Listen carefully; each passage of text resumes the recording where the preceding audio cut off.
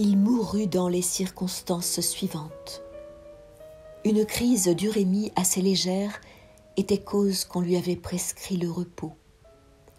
Mais un critique ayant écrit que dans la vue de Delft, de Vermeer, prêté par le musée de la Haye pour une exposition hollandaise, tableau qu'il adorait et croyait connaître très bien, un petit pan de mur jaune, qu'il ne se rappelait pas, était si bien peint qu'il était, si on le regardait seul, comme une précieuse œuvre d'art chinoise, d'une beauté qui se suffirait à elle-même.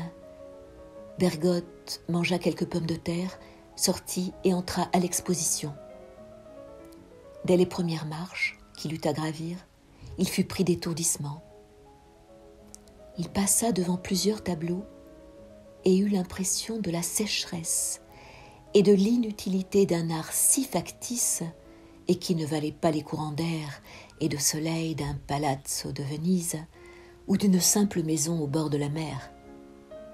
Enfin, il fut devant le Vermeer, qu'il se rappelait plus éclatant, plus différent de tout ce qu'il connaissait, mais où, grâce à l'article du critique, il remarqua pour la première fois des petits personnages en bleu, que le sable était rose, et enfin la précieuse matière du tout petit pan de mur jaune. Ses étourdissements augmentaient. Il attachait son regard comme un enfant à un papillon jaune qu'il veut saisir au précieux petit pan de mur. C'est ainsi que j'aurais dû écrire, disait-il. Mes derniers livres sont trop secs.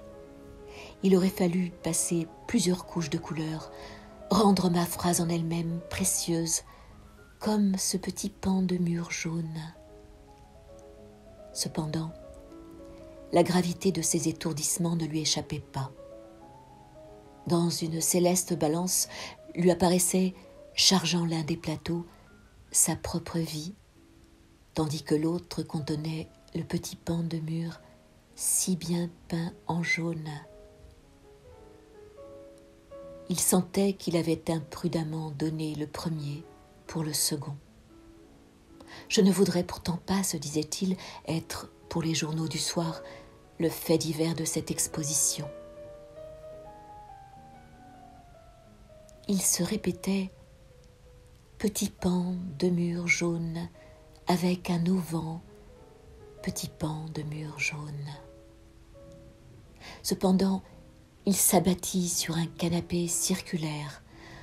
Aussi brusquement, il cessa de penser que sa vie était en jeu et, revenant à l'optimisme, se dit « C'est une simple indigestion que m'ont donné ces pommes de terre, pas assez cuites, ce n'est rien. » Un nouveau coup l'abattit. Il roula du canapé par terre où accoururent tous les visiteurs et gardiens. Il était mort. Mort à jamais ? Qui peut le dire ? Certes, les expériences spirites, pas plus que les dogmes religieux, n'apportent la preuve que l'âme subsiste. Ce qu'on peut dire, c'est que tout se passe dans notre vie comme si nous y entrions avec le fait d'obligation contractée dans une vie antérieure. Il n'y a aucune raison dans nos conditions de vie sur cette terre pour que nous nous croyions obligés à faire le bien, à être délicats, même à être polis, ni pour l'artiste cultivé à ce qu'il se croit obligé de recommencer 20 fois un morceau dont l'admiration qu'il excitera importera peu à son corps, mangé par les vers, comme le pan de mur jaune que peignit, avec tant de science et de raffinement, un artiste à jamais inconnu, à peine identifié sous le nom de Vermeer. Toutes ces obligations, qui n'ont pas leur sanction dans la vie présente, semblent appartenir à un monde différent, fondé sur la bonté, le scrupule, le sacrifice, un monde entièrement différent de celui-ci, et dont nous sortons pour naître à cette terre, avant peut-être d'y retourner revivre sous l'empire de ces lois inconnues auxquelles nous avons obéi parce que nous en portions l'enseignement en nous, sans savoir qui les y avait tracées, ces lois dont tout travail profond de l'intelligence nous rapproche et qui sont invisibles seulement, et encore pour les sots.